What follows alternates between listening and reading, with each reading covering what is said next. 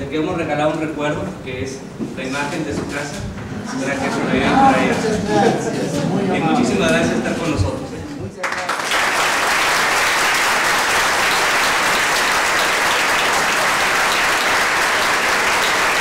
Muy buenas tardes a todos y a todas. Estimado Don Bel, muchísimas gracias por la bienvenida. Es para mí un placer. Como ustedes sabrán, hace apenas una semana y 2 días presenté mis cartas credenciales al presidente de Polonia. Estoy feliz de estar en Polonia como embajador de México. Y sobre todo, hoy que estamos con tantos problemas, sufriendo tanto por la guerra, porque todos en diferente dimensión los sufrimos, para mí es muy especial el hecho de poder venir a esta casa de España y del español, porque habla mucho de la amistad entre México y España, de nuestra colaboración, de los 2 países más grandes del mundo de habla hispana. No puede ser un mayor placer, encima porque yo tengo también una afiliación que une a los 2 países. Estimado Abel, muchísimas gracias por la invitación. Estimada Ela Charnovska, documentalista y colaboradora de la Cineteca Nacional de México. Estimados Arturo Cano y Darío Fedor, queridos amigos, queridas amigas, agradezco al Instituto Cervantes su hospitalidad para recibirnos el día de hoy. Como señalaba, es mi primera actividad cultural en la que estoy participando como el nuevo embajador de México en Polonia. Les agradezco a todos su presencia, tanto los que están aquí físicamente como los que están en línea. Hoy exactamente se cumplen 90 años del aniversario del gran periodista y escritor polaco Ryszard Kapuściński, quien trabajó como corresponsal de noticias en México en los años 70. Kapuściński se caracterizó por su valentía y compromiso para dar voz a los que no tienen voz. Su periodismo no estaba centrado en las figuras de poder, sino en los más desamparados.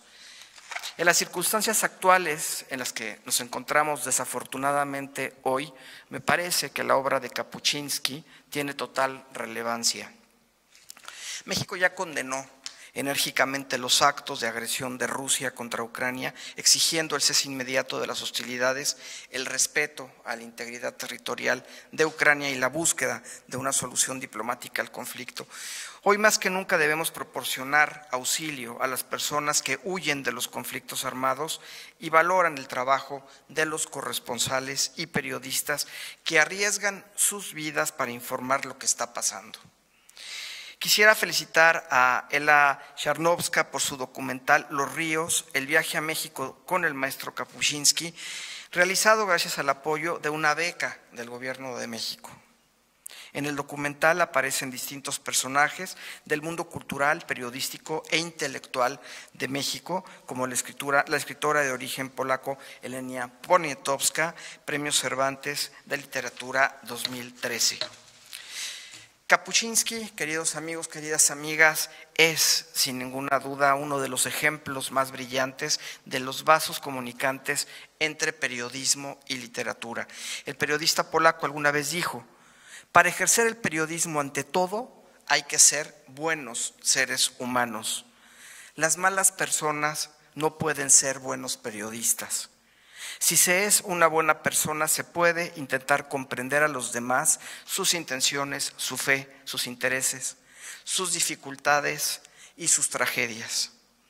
Muchas gracias por su presencia. Esperamos disfruten de este documental y el conversatorio que hemos preparado para ustedes. Muy buenas tardes. Hace unos meses era de la mano del escritor y diplomático mexicano Sergio Pitol que veíamos, por así decirlo, la huella mexicana en Polonia de ese autor y de cómo se había gestado y cómo había dado sus frutos un mejor conocimiento de la cultura polaca en México y viceversa. En esta ocasión es de la mano de Ryszard Kapuściński, como hemos visto, tomando un poco como excusa el 90 aniversario de su nacimiento, que se celebra hoy, 4 de marzo, que ese reportero que yo me atrevería a denominar universal, que nos permite acercarnos de una forma peculiar a México, a un cierto México, pero sobre todo nos da una especie de muestra de la recepción o de la presencia de Kapuscinski en México, del Kapuscinski persona. Hablaremos después del Kapuscinski escritor. Mi primera pregunta para Ela Chrzanowska, a la que agradezco que haya querido compartir aquí su documental, el esfuerzo de haberlo hecho, veremos cómo nace. Mi primera pregunta sería precisamente esa. ¿Cómo decides que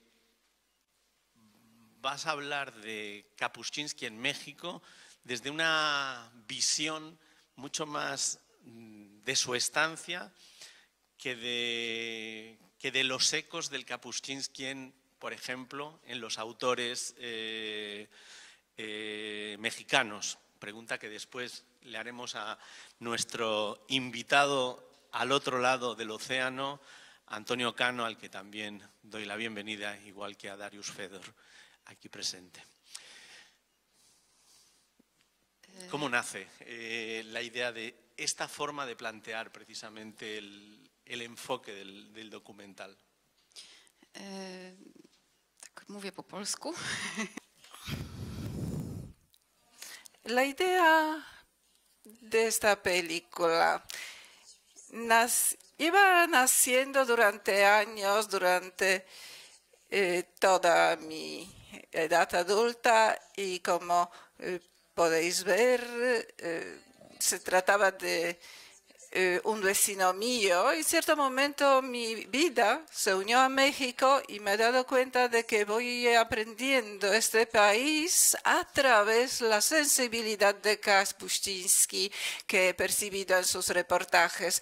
Posiblemente la haya asumido, posiblemente yo haya encontrado un guía en él, un guía profesional. Y cuando salió, brotó, bueno, ese tema existía, pero cuando yo empecé a hablar con varias personas, conocer a los periodistas, he descubierto que Kapuscinski es muy conocido en México, que es muy apreciado. Y yo realicé esa película en un momento difícil, cuando apareció una biografía de Kapuscinski muy problemática y muy discutible, que tengo que mencionar, porque por esa biografía la familia de Kapuscinski se sintió ofendida y no quería que se tratara ese tema. Yo primero tuve que ganar la confianza de la mujer y de la esposa y de la hija de Kapuscinski para que me permitieran ahondar ese tema, investigar cómo fue su estancia en México. Yo tenía poco tiempo y cuando ya tuve ese proyecto, un proyecto de 30 minutos, yo no pensaba hacer una película más larga, pero entonces aparecieron posibilidades de obtener una beca para artistas en México. Entonces rápidamente he preparado toda la documentación. Todo fue muy apresurado. Entonces, desde el momento de la conversación que tuve con la hija de Kapuscinski hasta el momento de mi salida, pasó muy poco tiempo, así que la mayor parte de mi trabajo lo hice ahí mismo, in situ, en México, con la cámara, hablando con todas esas personas. Tengo que presentar ese contexto porque yo no disponía de una tesis previa. Lo voy a enseñar a Kapuscinski a ver cómo es percibido en las universidades, a ver cómo lo recuerdan los amigos. No, fue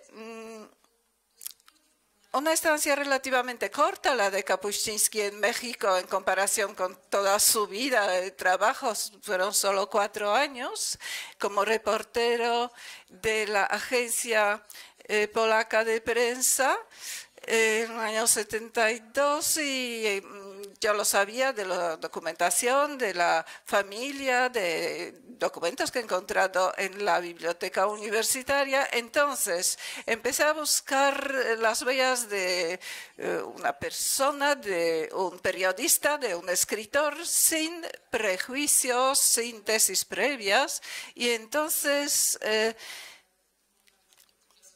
me parece que incluso se puede ver cierta desenvoltura por mi parte, que hablo muy relajada con todas esas personas que son muy importantes. Yo no las conocía antes de rodar la película, y todos esos participantes se sentían felices de poder compartir conmigo sus recuerdos. Todos lo habían encontrado en su vida, se habían encontrado con él una o más veces, pero aunque fuera solo por una sola vez, resultaba ser un encuentro muy importante que había impactado sus vidas. No sé si es una respuesta a tu pregunta, pero esta fue la convención que he elegido sin premeditación, a decir la verdad. Decidme, contadme lo que recordáis, y entonces los recuerdos son recuerdos de una persona muy cálida, muy humana, muy abierta, una persona con don de gente, y que así sabía hacer que todos sus interlocutores se sentían importantes para él. A la pregunta. Hay una de las grandes dificultades, imagino, en la realización de un documental de estas características, consiste precisamente en esa dualidad de estar a medio camino entre México y Polonia, por así decirlo. Por así decirlo, en el sentido, el receptor, si es un receptor polaco, no conoce a gran parte de las personas que hablan. Me querría detener un segundo en ese hecho. De alguna manera se generaliza sobre intelectuales, escritores, periodistas, pero probablemente para muchos espectadores polacos, detrás de esos nombres no se esconde gran cosa, se esconden los 30 segundos, 45 segundos que aparezcan en pantalla. A mí sí me gustaría, en la línea de lo que decías, de cómo habías ido buscando las personas que habían conocido a Kapuscinski, ¿cómo llegas a ellos? ¿Y a qué mundos pertenecen? Un poco más en profundidad, pregunta que después le haré a Antonio Cano, que es una de las personas que aparece precisamente y que tendrá esa visión del otro. Bueno, ordenita de gente, ¿no? Yo, por el momento no recuerdo quién fue el primer... przepraszam, zaczęłam mówić po hiszpańsku. Przepraszam. Jakby stworzyła się taka sieć powiązań. Po prostu tam, gdzie zaczęłam wspominać o Kapuscińskim, nawet wśród znajomych czy no, nie wiem, reportażystów, no, kilku tam już znałam, to po prostu ludzie zaczęli dawać mi kontakty do kolejnych osób. Czyli między sobą ci dziennikarze się znają. No, dla Meksykanów to myślę, że są znani. Para los mexicanos, yo creo que sí, que son conocidos, y me parecía que en Polonia este elemento periodístico es importante, pero para Arturo Cano, para otras personas, casi lo pueden visualizar durante su trabajo de escritor, de periodista. es un periodista, es un contexto que se pierde en Polonia, pero no es posible crear una película pensando sobre el espectador de cada lugar del mundo. Yo intenté hacer este viaje a México con Kapuściński, un viaje a México que es un país tan importante para mí, buscando sus huellas. Y esta película es mero inicio. Desde hace unos años, bueno, no es cierto que dijera que llevaba 5 años preparando este material, pero sí tuve entrevistas de 2 o 3 horas con estos interlocutores, y para mí también fue un viaje por esas clases maestras que Kapuściński impartía sobre las huellas que logró dejar en esas personas en distintos contextos. En el contexto privado, que le servían de guía, que participaron, fueron alumnos en sus talleres sobre el periodismo. Entonces, por un lado, un grupo de personas que le conocían personalmente a Kapuściński. Por supuesto, seguro que hay mucha más gente de América Latina que llegó a conocer a Kapuściński, y ahora junto con una historiadora de la UNAM, Santa Rosa Gloria Cariño, juntas queremos llegar a un número más amplio de archivos de personas. Entonces, este fue el primer paso para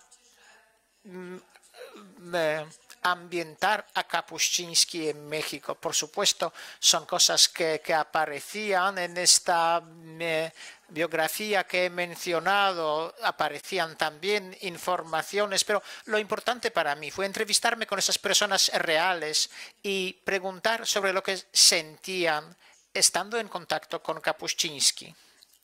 Creo que de nuevo no he conseguido responder bien la pregunta. Sí. Yo ahora me dirigiría a Antonio agradeciéndole precisamente que haya aceptado la invitación a estar con nosotros en la distancia. Y mi pregunta sería precisamente en esa otra línea de la recepción o de la presencia de Kapuściński en México concretamente y más ampliamente quizá en Latinoamérica. Antonio, ¿tú crees que en la obra periodística, reportera, en el reportaje literario escrito en Latinoamérica, es posible encontrar ecos de la obra de Kapuściński? ¿Kapuściński está tan presente como en principio está en vuestras vidas, es decir, en la tuya y en la de los otros protagonistas de este reportaje?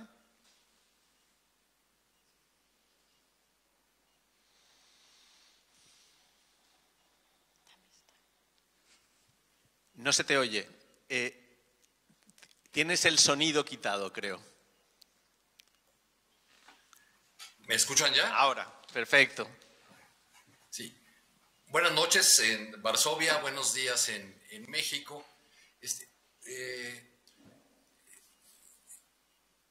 Cuando por fin pude conocer personalmente a Kapuściński, una de las primeras preguntas que le hice sentados en una mesa de comida, de Partiendo Alegremente, fue cómo se pronunciaba su nombre en polaco. Porque teníamos esa duda de cómo llamarle. Entonces él resolvió el tema de una manera muy sencilla. Dijo, llámenme Ricardo. Entonces así ya nos evitamos el problema de decir su nombre en polaco o de referirnos a él como nos referíamos los periodistas de mi generación desde muchos años atrás de que lo conociéramos. Le decíamos o bien Kapuściński o solíamos decir el señor K.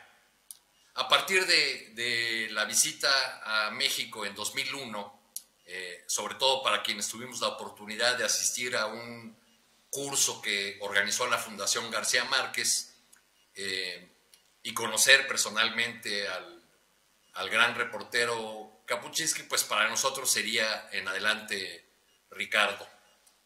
no tenía ningún problema con que le llamáramos de esa manera, como yo no tengo problema con que me hayas llamado Antonio, aunque me llamo Arturo. Perdón, pero eso es mucho peor, por mi parte. Quería comenzar mi intervención de hoy con una pequeña anécdota que en Polonia quizás se pregunten, pues, ¿cómo conocieron a Kapuściński o qué significaba para ustedes? En la primera mitad de los 80 yo era estudiante y trabajaba en una pequeña editorial que a la vez que editaba algunos libros de manera independiente, era importadora de libros europeos, tenía una enorme casa donde guardaba miles de libros, con muy poca fortuna porque pues, las grandes librerías mexicanas no le compraban mucho, entonces ahí pasábamos horas y horas organizando los embarques de libros, y Marco, el dueño de ese editorial, a veces volteaba para otro lado, se hacía de la vista gorda si nos llevábamos algún libro, porque sabía que nos pagaba muy poco, entonces por ahí era una manera de compensar el poco ingreso que teníamos. En ese lugar, Lega se llamaba la editorial, encontré un ejemplar de un libro llamado Las Botas, editado por una pequeña universidad mexicana, la Universidad Veracruzana, que fue el primer libro de Kapuściński que yo conocí. Ahora varios de los textos que aparecen en Las Botas están en el libro llamado La Guerra del Fútbol. A partir de entonces se volvió un autor de referencia, alguien a quien regresar siempre, sobre todo cuando ya yo y muchos de mi generación comenzamos a ejercer el periodismo. La noche que nos enteramos de la muerte del maestro Kapuściński, compartimos nuestra tristeza en la redacción de un periódico mexicano, y Andrés Ruiz, un viejo periodista de esas personas que son queridas todos porque son amables, porque todo el mundo ayudan, nos refirió que él había tenido que ver con aquella primera edición en español, o al menos la que nosotros conocimos, de una obra de Kapuściński. Y nos contó, o nos dio la mala noticia, 25 años después o más, de que la mayor parte de los ejemplares de Las Botas había terminado en librerías de viejo o triturado porque los libros no se vendían.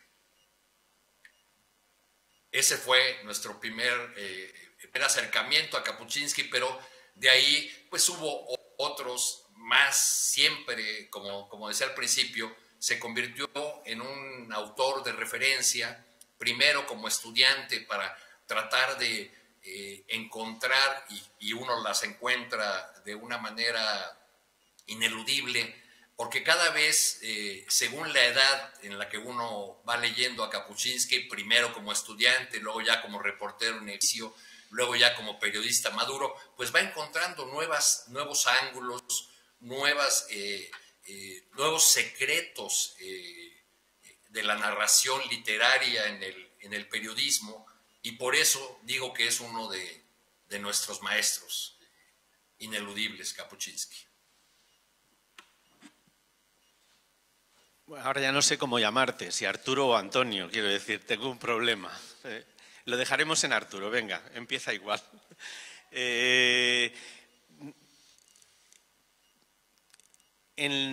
Cuando se suele utilizar la palabra maestro en las bellas artes, se supone que de alguna manera es posible seguir el trazo, la forma la huella de la obra del maestro en la obra de los discípulos, aunque solo sea no necesariamente por afirmación, puede ser por negación, pero de alguna manera es posible seguir esa huella. Insistiría, más allá de el Kapuściński maestro, me gustaría saber si existen los discípulos mexicanos de Kapuściński, por así decirlo, gente identificable realmente con una forma de hacer reportaje literario que identifica clarísimamente a Kapuściński.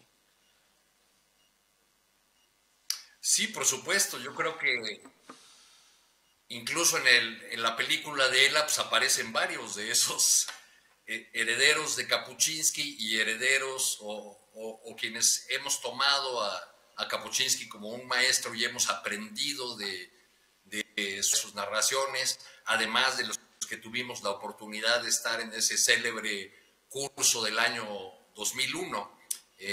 Hubo una convocatoria de la Fundación García Márquez para aplicar ese concurso, vinieron colegas de toda América Latina. Si ustedes revisan la lista de los periodistas asistentes a ese curso en el año 2001, porque muchos de ellos se han convertido en algunos de los principales cronistas literarios de sus respectivos países. Yo recuerdo que pues no había de otra, porque como el curso fue aquí en México y tuvimos la fortuna de que a algunas de las sesiones llegara también Gabriel García Márquez, pues ya no había ninguna discusión de la calidad de maestro de Kapuczynski.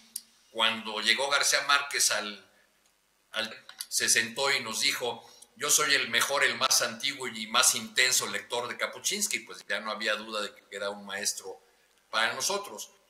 La calidad de maestro de Kapuczynski, yo quisiera referirme sobre todo a la sencillez y a la capacidad de escuchar, que es algo clave en el trabajo de Ricardo, porque cuando comenzó el curso había por ahí muchos colegas que ya eran periodistas famosos, que no habían concursado para ser aceptados en el curso. Ricardo preguntó: ¿quiénes concursaron? Pues ya algunos levantamos la mano, dijo: ustedes aquí adelante, los demás atrás. Y desde el inicio fue se dirigió sobre todo a quienes habíamos concursado para participar en su curso. Él había aceptado esa invitación a México, como un año más tarde aceptó la invitación para ir a Argentina, porque quería estar en aquellos lugares donde su curiosidad periodística podía ser saciada, podía ser atendida. Pues por eso fue a Argentina, por eso fue a la Venezuela de Chávez. Aquí tuvimos conversaciones muy ricas con él, además de las ocurridas propiamente en el taller, ¿no? Yo recuerdo que le pregunté sobre su etapa, la etapa que vivió aquí en México. Habló de la amistad con un periodista un tanto legendario acá en México, con Luis Suárez, que era su guía, cuando decide ir a Honduras y El Salvador por la llamada guerra del fútbol, es justamente a sugerencia de Luis Suárez. Unos años antes de esta reunión con Kapuczynski, yo tuve la oportunidad de asistir a una fiesta organizada por el New York Times, y ahí conocí a un viejo jefe de prensa mexicano, a Fausto Zapata, que fue jefe de prensa del presidente Luis Echeverría. Salió el tema de Kapuczynski y Fausto Zapata me dijo: sí, es mi amigo, yo lo conocí, lo traté. A Kapuczynski, su amistad con Fausto Zapata, y me dijo con mucha sencillez: la verdad no lo recuerdo. En cambio, recordaba con gran orgullo haber conocido a una de las grandes cantantes de ranchero mexicanas, a Lola Beltrán. Le pregunté yo: ¿y cuál es tu canción favorita de Lola Beltrán? Paloma Negra, me contestó rápidamente. Y luego dijo: ¿y esa otra de Cutu, Cutu, Cutu? Le dije yo: Cucurrucú Paloma. Sí, esa canción era la que recordaba. Digo esto porque Kapuczynski no recordaba a los grandes funcionarios, a las figuras importantes del tiempo que pasó en México, pero en cambio recordaba su trato con gente sencilla. Debo decir entre paréntesis que además él no pasaba mucho tiempo aquí. 4 años que estuvo asignado en México, pues él era el corresponsal para toda América Latina y viajaba allá donde su instinto de reportero, como donde su instinto de periodista lo llamaba. Entonces aquí pasaba realmente poco tiempo. Pero si no recordaba los nombres de los funcionarios o de los políticos importantes de la época en que estuvo aquí, sí recordaba el trato cotidiano, cálido, cariñoso del pueblo mexicano, de la gente sencilla y común. Y eso a mí me quedó claro cuando le pregunté que cuál era la frase con la que se quedaba de su estancia en México, de cuando había estado aquí. Dice, y me respondió esa frase que ustedes usan mucho para ser cariñosos con la gente, la frase de "esta es tu casa". En el documental aparece una expresión que a mí me parece maravillosa sobre las costuras de Kapuscinski, es decir, las costuras de la obra de Kapuscinski. Cómo se hacen, cómo escribe, qué es precisamente, cuáles son esas características de los libros de Kapuscinski. Yo aquí voy a preguntarle precisamente a Dariusz Fedor, en su faceta, por una parte, de la que él se siente sumamente orgulloso, de filólogo polaco, por una parte, de redactor en su momento de uno de los grandes periódicos polacos, y después de una editorial, de una revista con una trayectoria histórica que sigue presente y en cuyo marco precisamente han aparecido algunos de los textos de Kapuscinski. Darek, si tú tuvieras que hablar de esas costuras, de esa forma de unir, de hacer, de ensamblar de Kapuscinski, ¿qué nos dirías?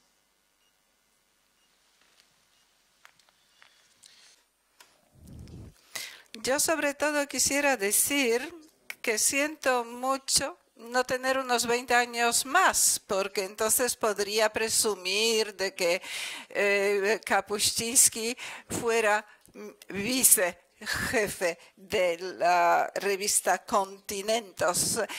A él no le gustaban grandes palabras, él no le gustaría que le llamáramos maestro, gran reportero, etc. Era muy humilde, era muy simple, muy directo, y le gustaba utilizar unas expresiones claras, simples y cortas.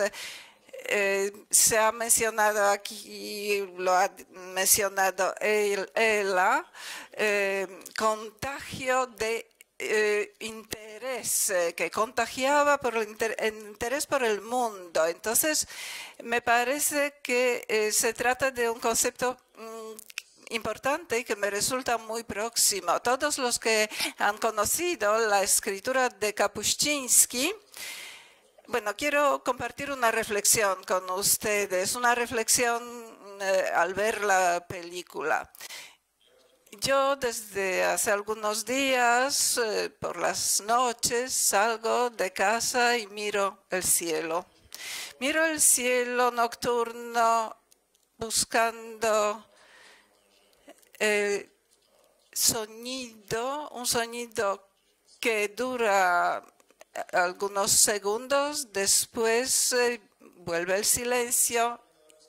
Yo vivo unos 15 kilómetros desde el centro de Varsovia y me he dado cuenta de que ese sonido que estoy mencionando es el sonido de un avión. Por internet sé que se trata de un avión norteamericano, una gran cisterna, Stratotanker, que da vueltas en un perímetro de 100 kilómetros en el cielo de Varsovia. Pasan los cazas de Lituania, de Polonia, que llenan sus depósitos durante el vuelo en el cielo. Y entonces ese sonido que se repite todas las noches es un eco de la guerra. Y estoy pensando de que Kapuscinski prestaba su oído a los ecos del mundo. Ahora, ¿cómo ensamblaba sus narraciones? Tenemos que partir de la consideración de que tenía oído absoluto, ahí donde muchos no oían nada, oían silencio. Él ya percibía lo que se iba acercando, lo que iba a ocurrir. Tenía un oído muy sensible y también una vista especial. Percibía los claroscuros, las sombras de lo que todavía no existía, lo que iba a aparecer en el futuro. Por eso no necesitaba recordar los apellidos de los grandes de este mundo. Él aprendía del mundo hablando con personas simples, y así son sus narraciones escritas en palabras simples, claras. Ahí está la clave de su escritura, una humildad frente al mundo, un oído absoluto, una vista de águila. Algunos dicen que era profeta, que era capaz de prever acontecimientos que los otros todavía no se imaginaban. Pero si hablamos de profeta, si entendemos por profeta una persona que sabe unir hechos conocidos, entablar relaciones entre cosas diferentes, y gracias a ver esas relaciones puede imaginar los efectos de los procesos que ya se están gestando, podríamos llamarlo profeta, pero no hablemos de Kapuscinski como de profeta, porque igual que no le hubiera gustado que le llamáramos maestro, tampoco le hubiera gustado que le llamáramos profeta. Pero sabía ver el mundo, percibir el mundo con una gran concentración, conocerlo a fondo. Nosotros también deberíamos ser más atentos en la percepción de su trabajo, de todas sus palabras, cómo elegía las palabras. No sé si es una respuesta a tu pregunta. Como dijo Kapuscinski, si queremos caracterizar su prosa, tendríamos que realizar un taller de varios días. Podemos hablar de Kapuscinski como hombre, podemos hablar de su obra, pero quiero mencionar una cosa más. Aquí se ha mencionado el triste destino de una casa editorial pequeña. Entonces, en nuestra editorial Los Continentes hemos reunido textos que se habían publicado solo una vez, precisamente ahí. Y de ahí Latinoáfrica, un título que viene de Fidel Castro. Entonces, se trata de unos textos que eran como textos para sondear la reflexión, la reacción de los lectores.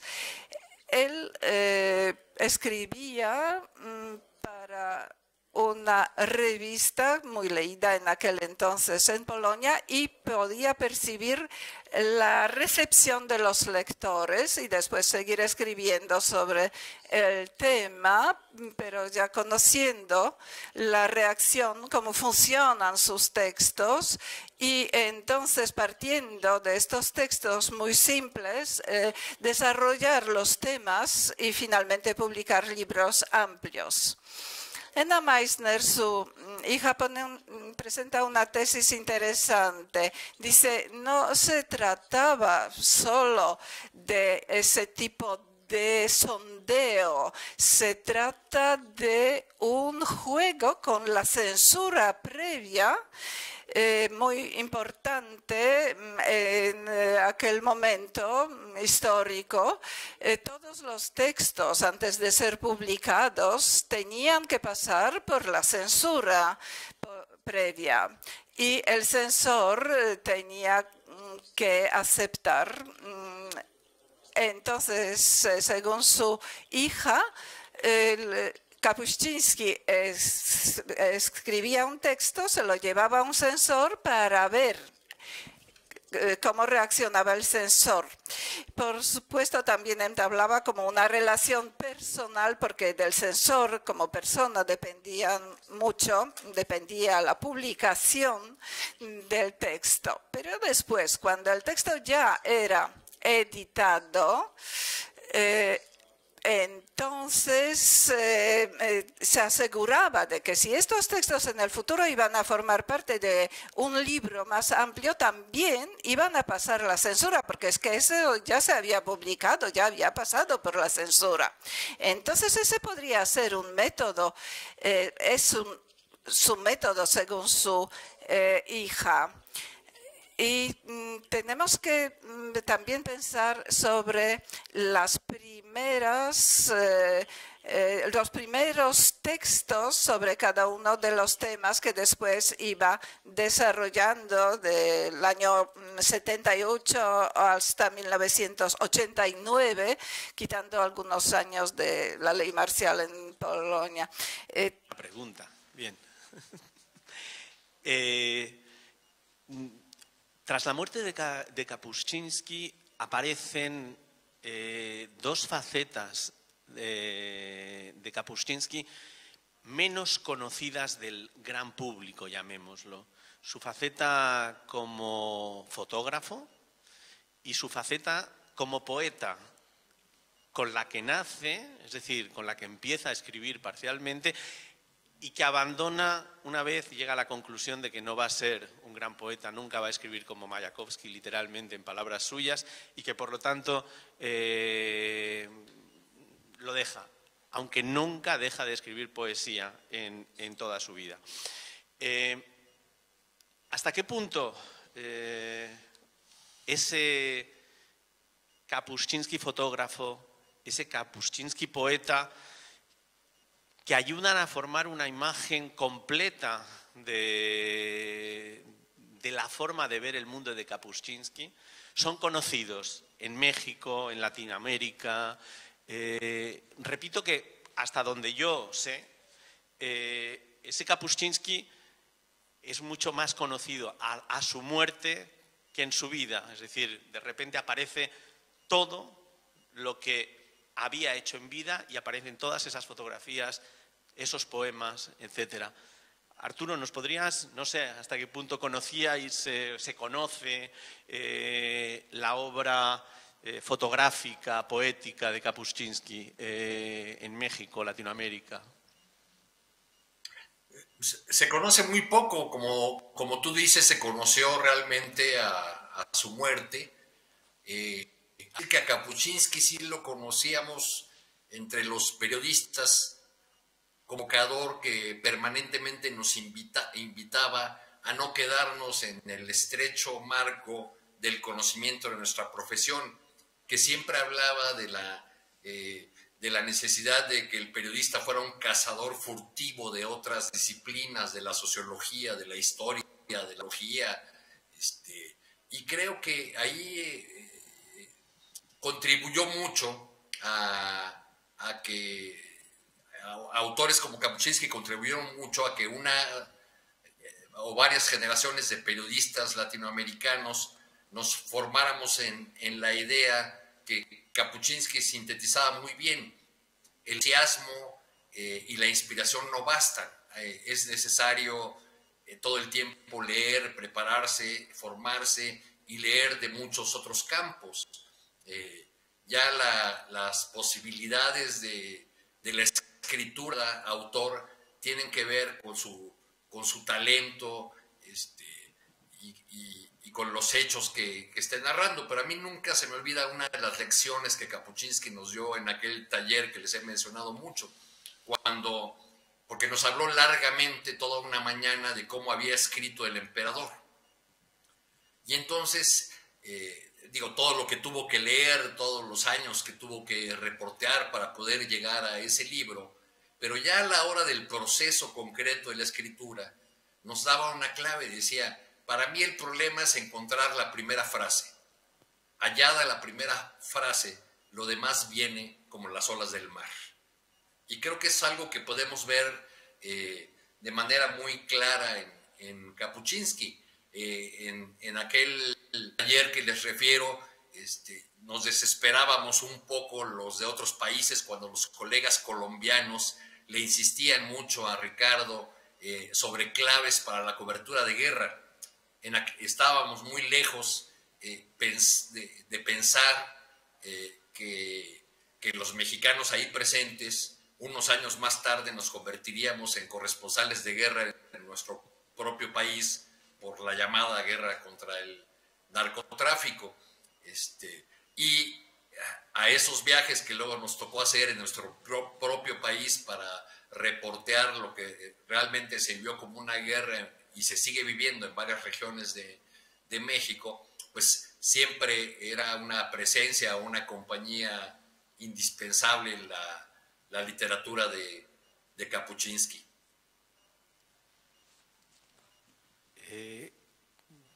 Yo con esto casi acabaría. Se me ha ocurrido cuando Darek comentaba lo de los artículos en Continente a modo de globo sonda, que curiosamente el documental de Laxanovska podía verse como un globo sonda de ese libro que está escribiendo sobre una visión más completa, más amplia de Kapuscinski, pero de algo más allá de lo que hemos visto en el documental. Antes de acabar, si alguien tiene alguna pregunta, quizá este sea el momento. Proszę podnieść rękę, jeśli ktoś ma pytanie. Si Sí, le pasarán el micrófono para... Si no fuera así, que parece que es lo que pasa, a mí solo me queda dar las gracias a nuestros invitados, a Laxanovska, que es precisamente el principio de este encuentro, gracias a su documental, en cuya base está esa beca de México que de alguna manera recupera aquí en Varsovia, a través de la embajada, ese fruto puesto al principio en una pequeña propuesta de colaboración que se convierte en este documental. A Arturo Cano, al que seguiré pidiendo perdón por haberlo rebautizado como Antonio, como nombre de guerra. Antonio no está mal. Así que gracias, Arturo, por esa visión, digamos, en vivo y en directo de esos contactos precisamente con Ricardo. Y a Darek Fedor, que sigue poniendo pequeñas semillas en forma de libro para dar a conocer o para seguir dando a conocer la obra de tantos y tantos autores, en este caso de Ryszard Kapuscinski. Muchísimas, muchísimas gracias. Dziękuję bardzo.